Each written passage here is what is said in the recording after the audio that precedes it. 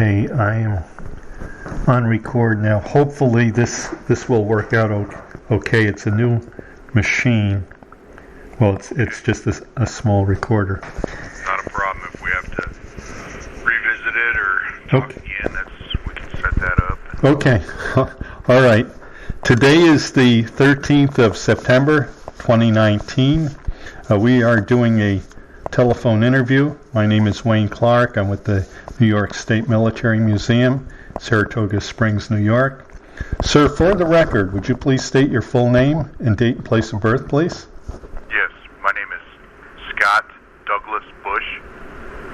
I was born on February 24, 1970, in the town of Onondaga in the state of New York. Okay. Did you attend school there? I did. I attended all the way through graduation Lafayette Central Schools, so in the village of Lafayette, New York, which is in Onondaga County. Mm-hmm. And what year did you graduate from high school? 1988. 88.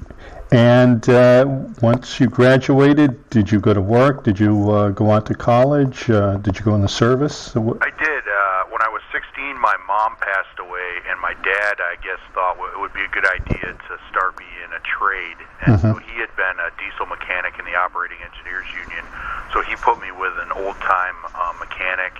I worked for that gentleman from 86 to 88, and then another guy from 88 to 90 as an apprentice, and then I went into the Operating Engineers Union as I was hired on as a journeyman automotive mechanic, and then worked my way up.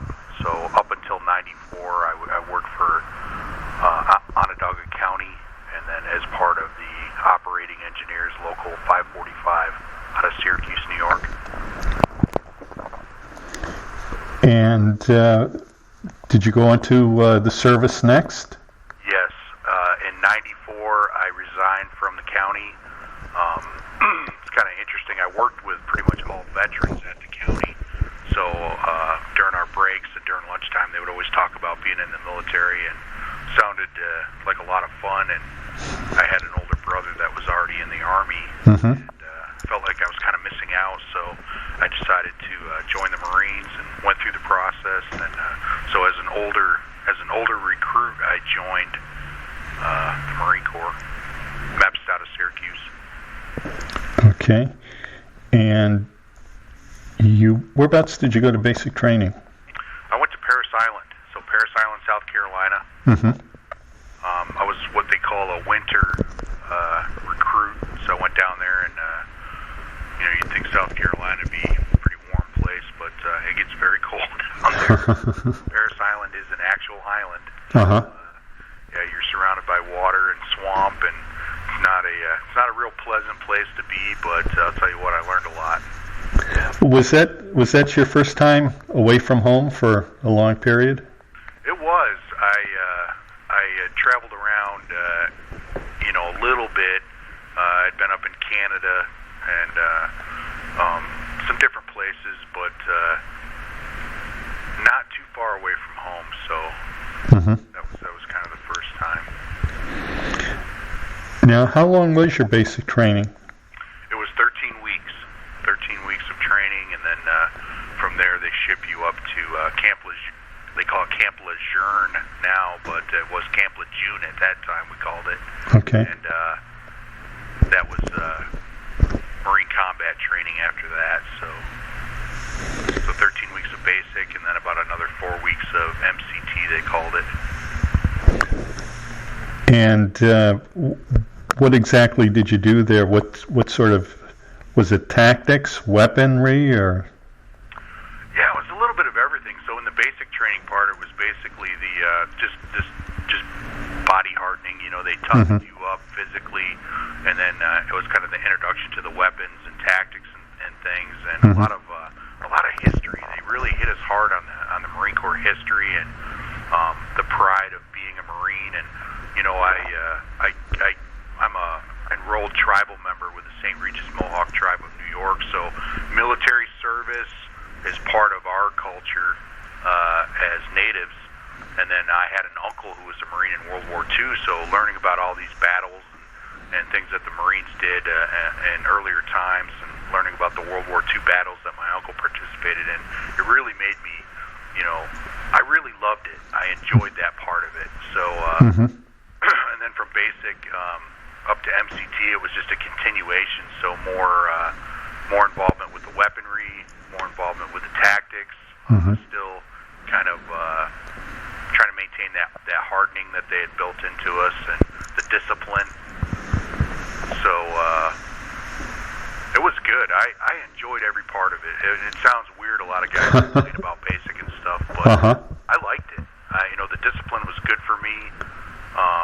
I'd come from a situation where after my mom passed away, our dad didn't really discipline us. I think he kind of felt bad for us, so he didn't get after us very much. So I kind of needed that. I needed that. And I had very good role models. The Marines that were in charge of me were good people, and they were hard on us, but they were fair. And, I liked them. I liked how they behaved. And once you graduated from that school, where did you go next? Okay, so when I signed up, I initially wanted to go in and be a jet engine mechanic, but that didn't work out, and I wound up going into the military police. So I had to go do a follow-on school for the military police corps, which was in Alabama. So then they sent me directly from Camp Lejeune right to Fort McClellan, Alabama. And what was that training like? That was good. I really enjoyed that as well. Just further continuation into the weaponry, tactics, non-lethal weaponry and tactics. Just all different types of training, interpersonal communication training. So it was physical as well as mental. There was a lot of report writing. There was vehicle use and operation. And also the Marine Corps, the military police also have a field mission, so they're out there, securing routes and handling enemy prisoners of war, and a little bit of intelligence gathering and different things. So that was all part of it too. So I really enjoyed it. A lot of tactical communication. So using the Singars radio, which were kind of a little bit newer at that time. So using encrypted radios and things of that nature, and it was all good. It was just I just really ate up the fact that we're receiving all this training, and also they're giving us ammunition to shoot. Go to the range and shoot. So I loved it. I couldn't believe we were getting paid to do some of that stuff. How long was that training? I want to say that school was either 10 or 12 weeks long. It was quite a while. We were in Alabama for quite a long time. While I was there, they were looking for individuals to go to follow-on training from MP school to K-9 school, and normally they didn't take guys right out of school. They would pick a guy that had already been to the fleet first and send him, but I think they might have been short-handed, so they were looking for more mature guys, and then they had a selection board, and so I went up before the selection board. I was sent up to compete, and I won. And so I got to go to a follow-on school, which was the Military Working Dog School, and that was at Lackland Air Force Base down in Texas. Oh. And what was that like? Man, that was great. Again, more training, introduction to working with the military working dogs, which, these dogs are trained to attack, on or off leash, with or without command. So it's a little scary, These dogs will bite, and they weren't always opposed to biting their own handlers. Oh, jeez. You had to pay attention to what you were doing, and you really had to learn to read the dog's behaviors and his changing behaviors. So they start you off from nothing when you first get there, and they issue you your gear. They give you a bucket. Well, that bucket is your dog at first, and so you have to do things with the bucket, and it sounds ridiculous, but it works. They teach you how to work with these dogs. dogs and really loved. I'm a dog person, so I liked it, and I was very glad to be able to kind of go into that specialty. And while I was there, I talked to my uncle who had been in World War II, and he explained to me how they had military working dogs on Guadalcanal in World War II, and that was something I did not know about. So it was kind of nice to connect with him and talk about that. And how long did that training last at Lackland? I want to say that was another 10 weeks, maybe a little longer. It was pretty long. So pretty much by the time I had completed my training, I'd been already in the Marines a full year. Wow. Still just going from one training command to the next. Which is actually kind of good because I had got introduced to a lot more skills, as well as the school commands are always, the discipline is always a little bit more harsh. So I was pretty well behaved, just school after school. Yeah. Now, what rank were you at that point once you graduated? I was a Lance Corporal, so that was an E3. Okay. And I started out, I wasn't one of the guys that enlisted, and some guys enlisted and they would get like an automatic promotion. I was not one of those guys. I didn't know about doing that, so I just was a private when I went in and took the promotions. I did get meritoriously promoted to Lance Corporal, and I was the honor grad from MP school, and they meritoriously promoted me, so I thought nice. It was kind of neat. Yeah. Okay, and then what happened next? Right after that, I got orders to go back to Parris Island, and I was disappointed. I didn't really want to go back there, but it was kind of one of the best things that could have happened, because being another training command, the military police that were posted there, and especially the canine unit, they were underutilized because there's not really much trouble on that facility, and people aren't looking to cause trouble and hang around at Parris Island. If they're going to do something, they're going to run away. Right. Kind of like any town that has a prison in it. There's not much trouble there. So we got to do a lot of things that you normally wouldn't get to do in the Marine Corps because we were underutilized. So other federal agencies at that time were very limited in their working dogs. So they would augment with military dogs. So we got to go and do these outside missions with other federal agencies, and even with the state and local police to help them out, especially with explosive detection, because the dogs are trained to detect explosives, drugs, and then they were also patrol dogs as well. So it was a great opportunity, and I got to do a lot of things there at Parris Island that I probably, if I'd have gone to Camp Lejeune or Camp Pendleton, I wouldn't have gotten a chance to do those things. Now, did you have your own dog? I did. I had a Belgian Malinois. His name was Barry. He was vicious. He was really mean. He looked mean. He was kind of a weird color, almost like a kind of a grayish color. And really just a real mean-looking dog, and kind of a bad disposition.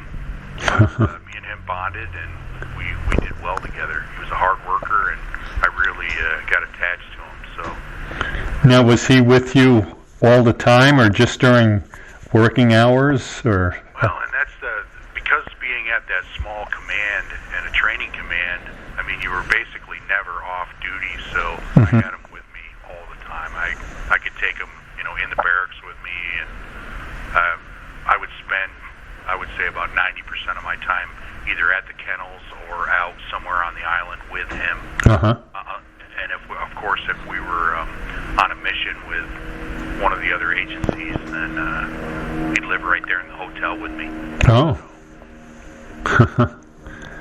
Now, how long did you do that for? I was at Parris Island for about 3 years, and then I got transferred to Barstow, California. And same thing, I was working in the military working dog section. Barstow was a logistics base out in California. Also had most of the Marines, the military people that were on there were just there as security for all the civilians that worked on the base. It's a big rebuild shop for all the tanks and armored vehicles and things. So not many active doing things, just security for the equipment.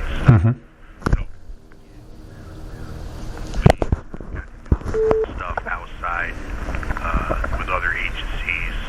Worked with LAPD K-9, LAPD SWAT, U.S. Marshal Service, Secret Service, State Department, you name it. All the Fed guys and a lot of the state agencies, San Bernardino County Sheriff.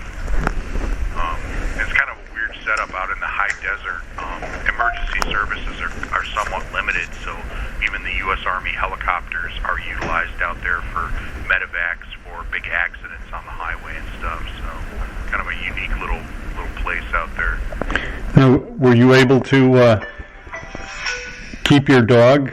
No, that's the thing is the way the working dog program is set up is that he's a base asset, so he stays with the base. So you'd have to detach and pick up another dog at your next command, and that's a little difficult. Sure. But just one of those things. It's needs of the Marine Corps, and you get used to, I guess, breaking those relationships. Yeah. And you do the same thing with people, and it's funny how over time you get so accustomed to that it becomes easy to detach and move on. Yeah. And what happened next? Okay. So I guess I was at Barstow for almost another 3 years. I had extended to go to some additional training. I went to Kennel Master School, and then they also sent me to the Special Reaction Team Member School, which is basically, a basic SWAT, Special Weapons and Tactics course. So I extended for that, extended my enlistment, and then I was getting down to near the end of my enlistment to whether I had to decide if I was going to re-enlist or get out. And I was married at the time. I had just gotten married. I had a new baby, and I decided, I'm gonna go to work at a civilian police department and just stay in the Marine Corps Reserve. So I left active duty, stayed in the reserve, and then I went to work for the U.S. Department of the Interior, Bureau of Indian Affairs, and I was a police officer on the nation's second largest Indian reservation in Utah.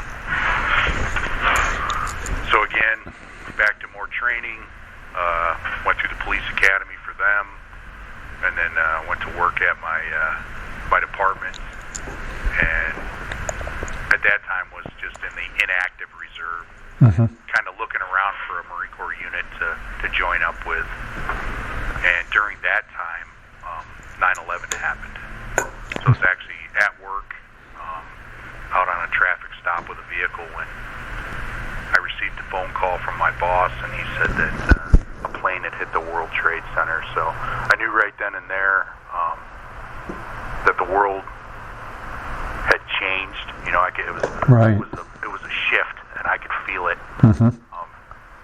On one of my missions while I was on active duty, I had worked in Lower Manhattan, and it was for the trial of the original World Trade Center bombers.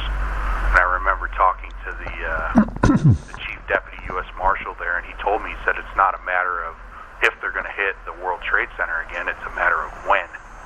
And so all of this stuff came flooding back to me, and I said, well, things have changed, and we'll let the dust settle. And nobody knew what was going on.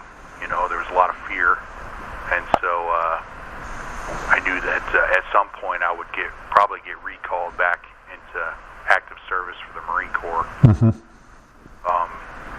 Not too long after that happened, I actually wound up getting augmented to another federal agency, which was taking over the Federal Air Marshal program, and because we were already certified federal agents, and they took all the guys that had military experience or SWAT training, and augmented us to the Air Marshal program. So we started flying flights. So while I was doing that, I was able to reconnect with a Marine Corps Reserve unit, get back starting as a drilling reservist again, and kind of getting back in the know and finding out what was going on. And I knew it would be just a matter of time before I would deploy to either, go to Afghanistan or then the Iraq war kicked off, or to Iraq. So I was in Alaska working on a project up there as a Marine Corps reservist.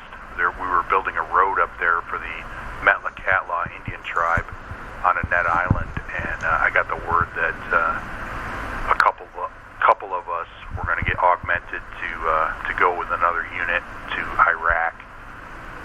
So in 2004, I left to go to Iraq with it was 4th Civil Affairs Group. Okay. And what was that like? Boy, that was it was actually it was a good thing that it happened, because what I had been doing as an officer with the Bureau of Indian Affairs, working with tribal people, working on a reservation where they didn't particularly like the government or the police, going to Iraq as a civil affairs team member, and I was a an NCO at that point. I was a sergeant, so I was a team sergeant, a leader of a small team. It worked out really well because all my training had kind of led me right up to doing this job, and so we assembled the teams and got everybody working together, and we got to Iraq and got our vehicles, and boy, let me tell you what, there was a lot of confusion. Nobody knew really what was going on, or I think up at the strategic level, they had a plan, but it wasn't. So when we first got there, we were conducting operations, but there wasn't the kind of communication and cohesion that you would expect. And working as an officer on the reservation, and not having a lot of backup, and having a lot of confusion, and kind of unknown objectives. Sometimes I was used to that already. So the chaos of war didn't affect me as badly, because I was already used to working in that environment. And I saw a lot of guys that were used to having good structure and knowing what was going on, and knowing what their task objectives were, that it really messed them up. They didn't like it, and it really upset them and caused a lot of problems. So that was kind of an early lesson in the war, is that you have to be able to roll with the punches, because all the plans and stuff, they're going out the window. Whatever they think is going to work probably isn't, and you have to be ready for that. So I didn't get too wrapped around the axle. I felt very comfortable there, which sounds, I know people say that's weird when I tell them that, and I'm like, I don't know what it is. It just felt like I was in my environment, and I felt I was very well suited to doing the task that I was put in. So I was plugged into the right spot in the right unit, and I really enjoyed the work. We would go out and meet with key leaders and basically tell them why we were there, what the American military was there for, and what we were going to do, and what the consequences for them were if they didn't jump on board. It was kind of like, we're going to be your best friend or your worst enemy, and you're going to decide how this is going to go. And we have the power to affect change in this area, and we will. Were you ever under fire? Yeah, while there? That was the baptism of fire. I'd been in some deadly force confrontations as a police officer, but not yet as a Marine. One of the things that happened when I was a policeman, one of my friends was shot and killed in the line of duty right by my house, right by where I lived. So that was kind of a traumatic thing to go through, and so even that was a good learning experience, because once I got to the war, I had already expected these things to happen. And so when things started to happen and guys were getting killed and there was gunfire and things of that nature, I never worried about myself. I was focused on my work, and the thing that scared me the most was losing a team member. So I was really afraid of having to explain to somebody's family that a guy that I was responsible for got killed under my watch. And that kept me up at night sometimes, worrying about that. But myself, wasn't worried. Now, did you lose anybody? Not on our team, but because we were, they called us an enabler. So we would plug into different units, and at different times we would move around. We got to see the majority of the battle space, whereas a lot of guys that were in the wars, different wars, they only get to see their little area, Right. But we would move around and plug in with these other units, and boy, it was just constant. And in that part of the Iraq War, we're leading all up into the Second Battle of Fallujah, which was, that was the biggest urban combat since the Battle of Hue in Vietnam. So it was ugly. There was a lot of the use of the IEDs. There was the remote control. They were using, telephones and different things to trigger them, command wire, using anti-tank mines and things like that. If you're in a Humvee, it's just it's a catastrophic kill. It's everybody in the sure going to get killed. So yeah, it was ugly. It was brutal. And you're lucky if it was just gunfire. That's how they'd initiate the battle, is with gunfire, the ambush. But then they hit it, they pop an IED, and then you get small arms fire. But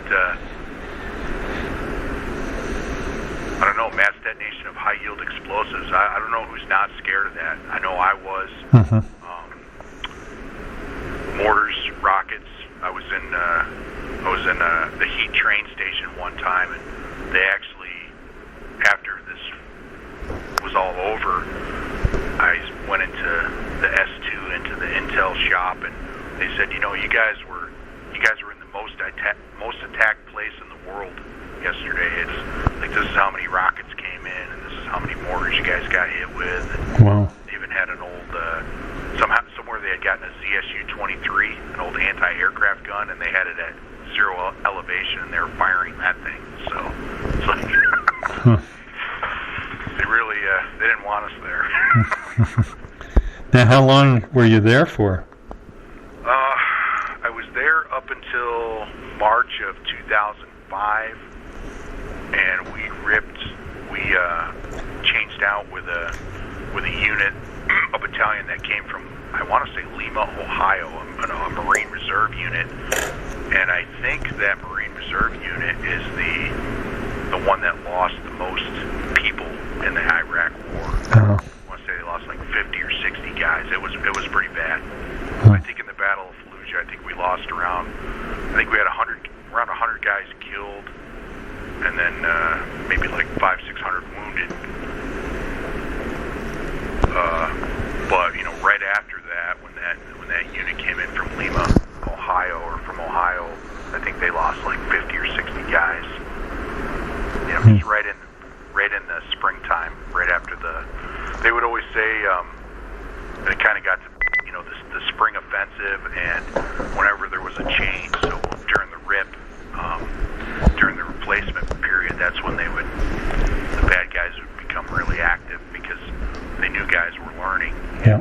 So it was a good time to attack. So after that, I'd already been asking around about coming back and looking for another team to come back with, and there was such a shortage of personnel at that time that it wasn't hard. I think I'd already secured a spot on another team before I even left Iraq. So I basically came back to the United States and rolled right into a pre-deployment training program with another unit, which was Police Transition Team Bravo. And so we left, I want to say in December of 05, and then went right back to Iraq again.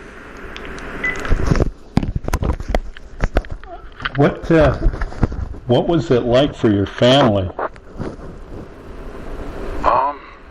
My wife was from a military family. Uh-huh. Her dad was a retired Special Forces colonel, or is a retired Special Forces colonel. Oh, okay. So she was kind of used to on it. She understood it. She was an MP in the U.S. Army. Mm-hmm. So she understood it. She got it. She got that part of it. Okay. I don't think that, well, I'll say this, the marriage was in trouble already, and we later got divorced. Oh. But it wasn't so much the war, per se. It was just, I think, just the situation in general, and maybe getting married, without knowing each other as well as we should have. Okay. But I saw the effects on other people who I thought had pretty strong marriages, and there's not too many guys that I served with in any of the units that I was in that are still married to the same person that they were when we all started out. So Yeah. And it got worse over time. Okay. It's casualties of war, man. I mean, it happens. Sure. Now, how long were you back before you went over again? So I got back, I guess, in March, and then it takes a while to demob and stuff.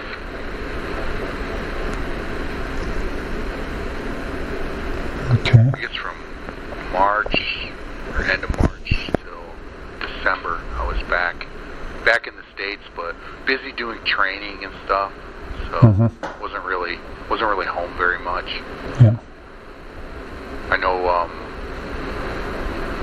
trying to think where we had to go to Camp Pendleton, we had to go to 29 Palms, which they started developing some new desert warfare training tailored for Iraq because of the IED threat and stuff. So we had to go do all that. So we were busy. That was just roll right out of deployment, right back into it again. So, and I have to say I liked it. I was looking forward to going back. Now, were you basically in the same places, or a totally different part of Iraq? No, I spent the majority of my time in western Anbar province, so pretty much from Baghdad all the way over to the Syrian border, that whole section in there, just all along the Euphrates River, both sides of it, north and south sides of it, just all in through there, and pretty amazing place. A lot of people, they have a image in their mind of what Iraq is like, but right there along the Euphrates River, it's really beautiful. There's a lot of date palms there, so they grow the dates and figs, and it's nice and green right there along the river, and it's places that are in the Bible, like Rawa, Anna. Yeah. I've been to Abraham's well, which is in the Bible. Sure. So it's a really neat place in a lot of ways, and it's funny. I didn't like the enemy, of course, but I liked the Iraqi people. I liked them. They were funny. They were good humored a lot of times, and a lot of times the guys I was dealing with, because I was talking, even as a sergeant of Marines or a staff sergeant of Marines, I'm dealing with the sheikhs and the higher ups that run stuff around there. So once you kind of make buddies with those guys, you get to see a whole different side of the people. Uh-huh. And I enjoyed that part of it. I really did. Yeah, I was going to ask if you had much contact with the civilian population. Oh, man, that's all we did. It was funny, too, because at that time, we fell under Regimental Combat Team 7, so Magnificent 7th Marines out of 29 Palms, you know, regimental-sized combat unit, a lot of power. The colonel that ran things, he would say, you know, my enablers, he would say, I'm not calling you guys bait, but I want you guys out there because nothing makes Al-Qaeda madder than to see you guys out making friends with the people. Oh. They hate that.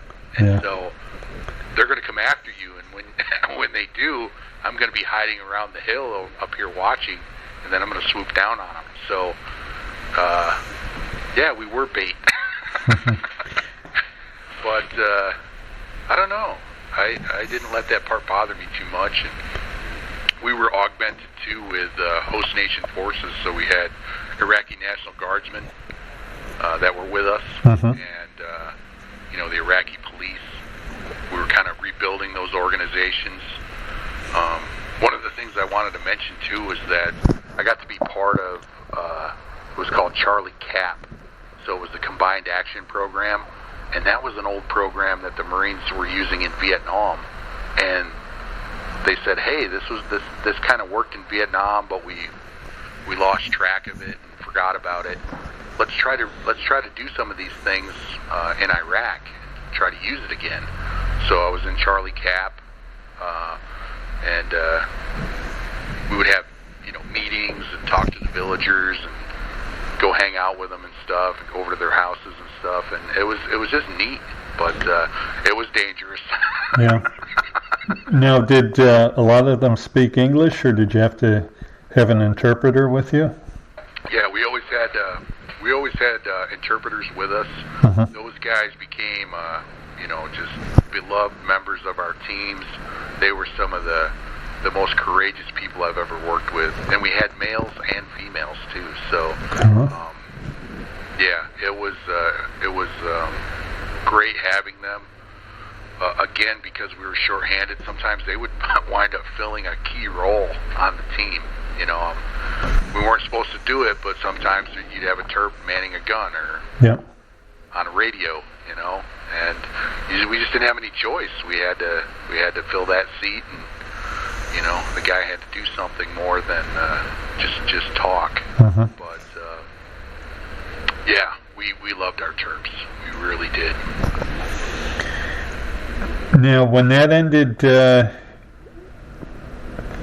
did you go on any more deployments to Iraq, or next place was Afghanistan? I did the same thing again. I kind of floated it out there amongst the staff that I was looking for a new home as soon as this deployment ended, and word got around, and I believe before I even left again, I had another job lined up. So I came back to CONUS, went through demo process, and picked right up with 5th Battalion 10th Marines, who was an artillery unit, but they had gotten the collateral assignment of running a civil military operations force. So picked up with them. They're out of Camp Lejeune, North Carolina, and started back going through the pre-deployment training program again. And then wound up deploying with them, and that pretty much takes us up to 2008. Okay. Same thing again. A little bit more well-staffed teams, but I got to see the big shift in things going from kinetic to peaceful in El Anbar, and that was the meetings and the agreements that were made with Sheikh Sattar and Ramadi, and it was what they call the Al-Anbar Awakening. And so I was there for that, and I got to see that, and that was really great. When I got back to Ramadi, there was still tanks and Bradley fighting vehicles and stuff maneuvering in the city and firing. So, I mean, that urban combat like that, when you see that, that's life-changing stuff. Having an M1 tank fire inside the city, and I mean, yes. It doesn't get much bigger than that. No.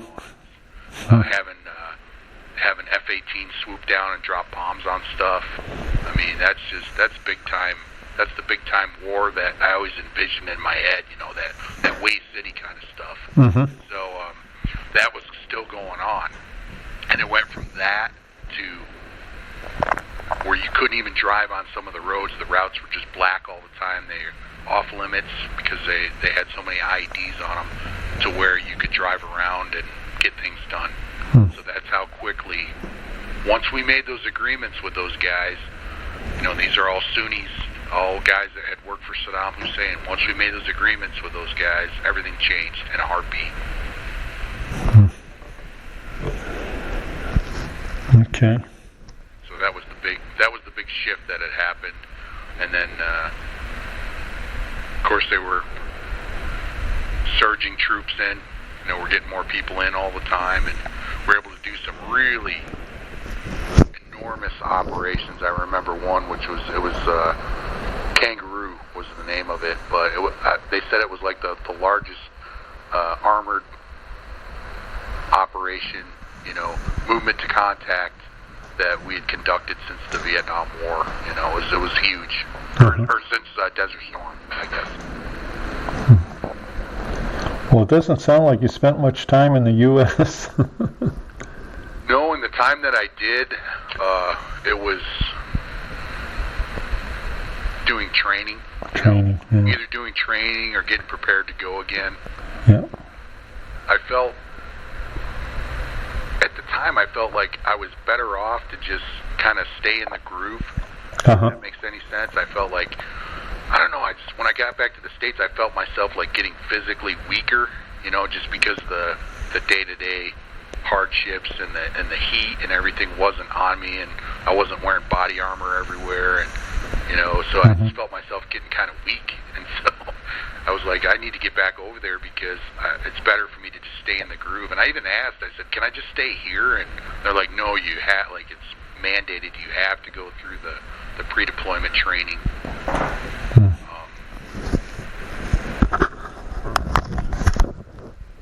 Okay. And that brings us to... That is so we're up to 2008. I get back, and they said, we need some guys to go to Africa. So earlier in my career, I got deployed to Ghana and Botswana with one of the military working dogs, so I knew a little bit about Africa, not a lot, but I had been there before at least. And they said, well, we need a couple guys to go to Morocco, because the king of Morocco wants to have this big operation with the Marines, and kind of a show of force. He has some Berber tribal insurgency stuff going on his border, and he likes to have a lot of American military presence show up and do an operation to kind of prove to the bad guys that he can handle things. So basically, you guys were like a security force. Yeah. Just to make sure nothing happened. It was kind of like an exercise, if you will, like a big military exercise where we're going to go out and shoot guns and blow some stuff up, and just do that show of force for the bad guys, so they knew that we were around. Okay. That we weren't all off over in Iraq. We could project power onto the African continent as well. So we went over there. I guess we were over there for a month or maybe a little longer. That was a good experience. I liked it. I liked working with the Moroccans.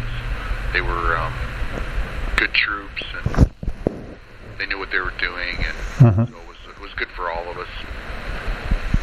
And it kind of gave me a little bit of a break too. I got to take a breather and just do something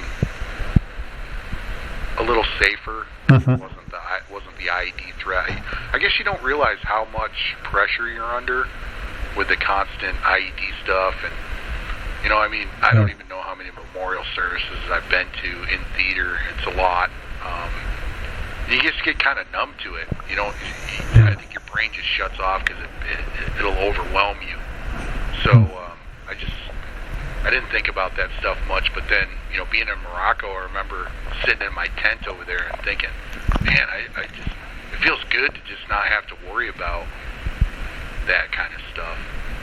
So that was a good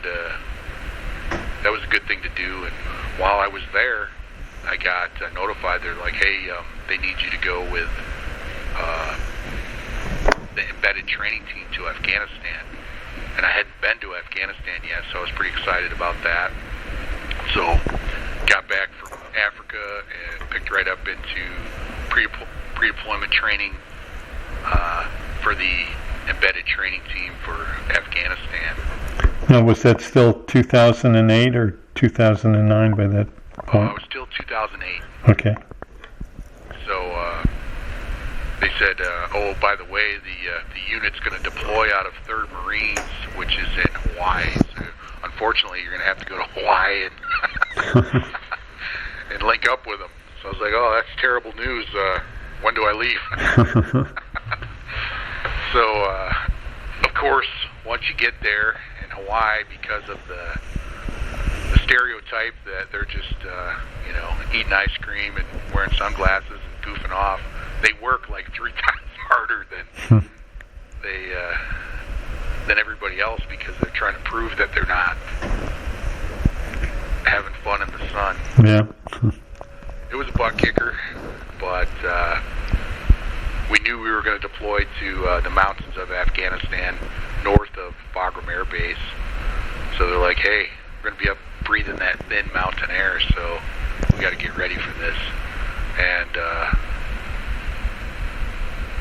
I don't know, all of us that had been in Iraq, we just didn't know. To us, the Afghan war was a backwater. You know what I mean? It wasn't the main event. And we didn't know anything about it. To us, it's like another weaker version of Iraq. Boy, were we wrong. It's a completely different place. The people are so different, and really committed to the cause in a way that the Iraqis were not. On some stuff that we dealt with in Iraq was just, I don't know. It wasn't so much terrorism related. It was a lot of just transnational crime, smuggling, stuff like that. Just bad guy stuff. Those guys were just bad guys. It wasn't that they were like so into this ideology. It wasn't about that. When we got to Afghanistan, those guys were just committed. They believed. They were drinking the Kool-Aid. They believed in that stuff. That's kind of where a lot of these, radical ideas generated. Yeah. They were the mothership for that stuff, and they were tough guys. They're tough dudes. They could live up in the mountains with nothing and stay up there for a long time. Incredibly rugged country. When I landed at Bagram Air Base, because we'd been in Kyrgyzstan, and we came down, flew down and landed at Bagram, and I got off the plane, and I just kind of turned in a 360 and looked around me, and I saw, like 13,000 feet high mountains, snow-capped mountains all around me. And I said, okay, now I know why we can't find Osama bin Laden. He's probably right over there, but by the time we fly helicopters over there, he's going to be gone. Or he's just going to go inside his cave and we're never going to find him. So, we worked in the Hindu Kush Mountains. I was an embedded advisor for, it was 3rd Battalion, 3rd Kandak, 201st Corps. It was a tank unit that had a company of light infantry, and I was the advisor, the principal advisor for the light light infantry company, so I worked directly with their captain, a guy named Captain Shafiq. We bonded and we went everywhere together, and it was a heck of a tour. We did a lot of things, and we went all over up in the mountain ranges up there. And how long did that tour last? I think 9 months in country, so up until the end, up until the summer of 2009. And then you went back to the States again? Then I came back home. Yeah, I came back to the States. When I was in Afghanistan, the commandant of the Marine Corps came over to visit us and was asking guys, how many deployments have you done? And he asked me, and I told him, and he's like, I need you to go home. He actually told me, he said, I need you to go home, and I want you to make some babies, because in 20 years we're going to need some Marines, and they come from guys like you, so, go home. He's like, you did your part, go home. And that really it hit home with me, and while I was there, my OIC was killed, and he was an older guy like me, and we had talked about these things, and he told me that this was his last deployment. He's like, nope, I'm going home after this, and he didn't make it. And so I said I have to stop doing this. Yeah, definitely. I have to go home and try to figure out what I'm going to do with the rest of my life. So came back home, went through the demob process. Luckily, I was at a reserve unit, and the I&I staff needed a guy that worked in the operations section. So they said, hey, would you mind staying on active duty and working in ops? They said it might be for like a year or so, and I wasn't really too keen on going back to my civilian job. So I was like, okay. So I stayed on and did that. And now, whereabouts was that? That was at, they call it Joint Base Lewis McChord now, but we used to call it Fort Lewis. Oh, okay. But way in the back of the logistics center there's a Marine Corps detachment. Okay. And so I worked there, and it was good. I needed that time, and to be able to kind of do it slowly and still have that regimentation and some of the hard-charging Marines around me. I don't know, and I just felt safe there too, I liked hearing the helicopters and just hearing the arty fires sometimes. Yep. It was good. It was a good place to be, and was helpful for me in the demobilization process, I guess. Okay. So at the end of that stint there, did you get out, or what? Well, I went back to my civilian job, which was at the time it was working for Department of Homeland Security. So I was a law enforcement officer for them, and then I stayed in the reserve for about another year, and I just couldn't take the garrison stuff anymore. Being a reservist and the dog and pony show of being just doing non-combat duty. I didn't like it. I didn't want to do it anymore, and I felt like I didn't leave anything on the table, and so I said, you know what, I'm just gonna get out.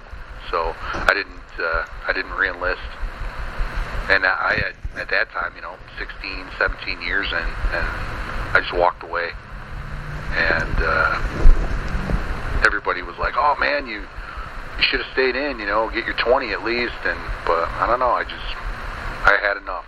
Yeah. So I walked away from it. And you never went back? Never went back. Nope, never been back to Iraq, never been back to Afghanistan. I'd like to, someday if it's peaceful enough, I'd like to go back and visit, but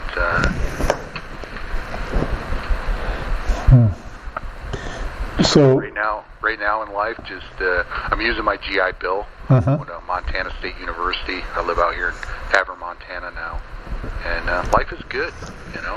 No complaints. Yeah, when is your projected date of graduation? They're saying May 2021. I'm kind of taking multiple majors, so I've got a lot of classes. I had, like a lot of guys in the service, you go to college here and there when you can. So a lot of classes, gen ed stuff I've already taken, but the actual program classes for each major, a lot of that stuff I still need to knock out. I'm doing a lot of hands-on stuff, so I'm working on a BS in science for diesel technology, some electrical technology stuff, welding. So I found that just the tactile stuff, just hands-on, it's helpful to me. I am, I don't like to admit it, but I am